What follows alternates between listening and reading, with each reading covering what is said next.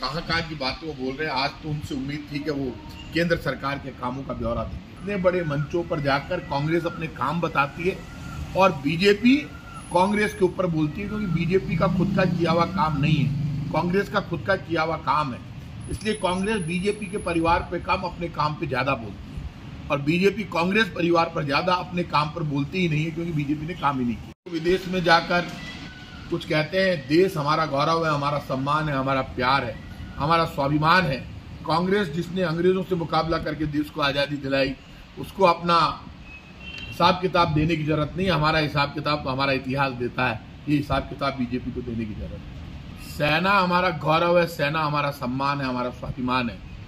हम सेना का गौरव हमेशा बढ़ाते हैं, लेकिन सेना की आड़ में खड़े होकर हम हमारे कामों को, हमारी सच्चाई को छिपाकर और सेना के पीछे खड़े नहीं होते। सेना हमारी आन बान और शान है, सेना तो पूरे देश की आन बान और शान है। इसलिए सेना की आड़ में खड़े होकर बीजेपी को बात नहीं करनी चाहिए, अपने काम बताने चाहिए। तो बीजेपी की मेहनत तो कुछ है ही नहीं, बीजेपी का तो सूप बड़ा साफ है। राजस्थान में विपक्ष की भूमिका बीजेपी निभा ही नहीं पाई 4.5 वर्षों में। इसलिए मैं प्रधानमंत्री जी से कहूँगा कि आपकी फौजें राजस्थान की बहुत कमजोर है, ये विपक्ष की भूमिका निभा नहीं पाए, काम इन्होंने कुछ किया नहीं, केंद्र की उपलब्धि कोई नहीं है। इसलिए कांग्रेस मजबूत होकर आगे बढ़ेगी। दुनिया जानती है जिस कांग्रेस ने देश में आज़ादी की लड़ाई लड़ी, वो अपने खुद के परिश्रम पर भरोसा करती है, खुद के काम पर भरोसा करती है। राम और काम कांग्रेस के साथ है। जब राम और काम कांग्रेस के साथ है, ऐसे में बीजेपी के नेता, चाहे इनके शीर्ष नेता आ जाएं, चाहे छोटे नेता आ जाएं, चाहे बड़े नेता आ जाएं, खुद की एक भी उपलब्धि बीजेपी नहीं बता पा रही। बीजेपी बार बार कांग्रेस के ऊपर बिलो दी बेल्ट वॉर कर रही है। मैं आज कह रहा हूं, राजनीति में मर्यादा, एक दूसरे का सम्मान इस देश की राजनीति सिखाती है।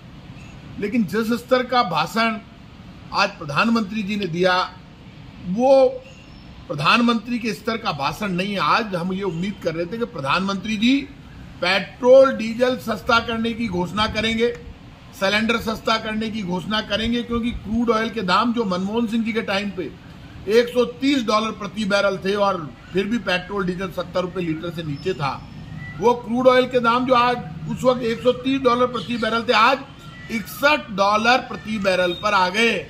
तो अब तो पेट्रोल डीजल भाई साहब 40 रुपए लीटर होना चाहिए।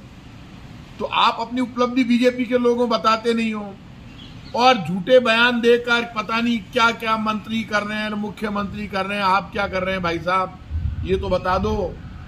बीजेपी खुद के काम नहीं बताती, बीजेपी सिर्फ कांग्रेस के ऊपर बोलती है। बीजेपी को अपने काम बताने चाहिए।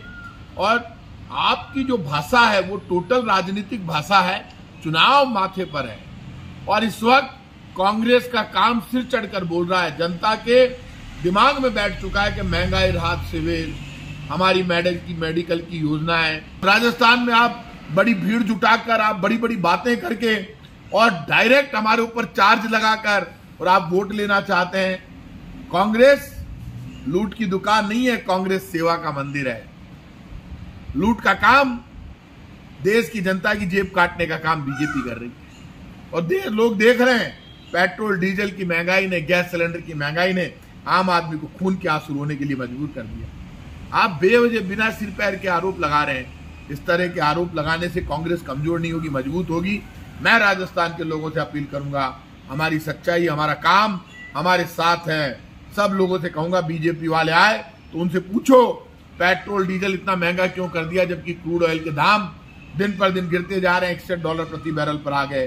गैस सिलेंडर महंगा क्यों कर दिया, खाने पीने की चीजें महंगी क्यों कर दी, रोजगार क्यों नहीं दे रहे, 15 लाख और अच्छे दिन का क्या हुआ, नोटबंदी से किसको फायदा हुआ, आप बताओ तो सही। डॉलर के मुकाबले रुपया क्यों गिर रहा है, ये सब बातें बीजेपी को बतानी चाहिए। मैं इतना कह सकता हूं, बीजेपी के लोग कितने भी भाषण दे दें, लेकिन कहते हैं ना कि सच्चाई छुप नहीं सकती बनावट के असूलों से, कि खुशबू आ नहीं सकती कागज के फूलों से। ये ध्यान रखना कि ये बनावट के असूलों से सच्चाई नहीं छुप सकती और खुशबू कभी आ नहीं सकती कागज के फूलों से। खुशबू तो आएगी हाथ की मेहनत से, हाथ की मेहनत से लिखी जाएगी तकदीर, और वो तकदीर ऊपर वाला लिखेगा और वो सुदर्शन चक्र वाला हमारे साथ में है। राम और काम के दम पर हम आगे बढ़ेंगे और एक बार फिर राजस्थान में कांग्रेस की सरकार बनेगी।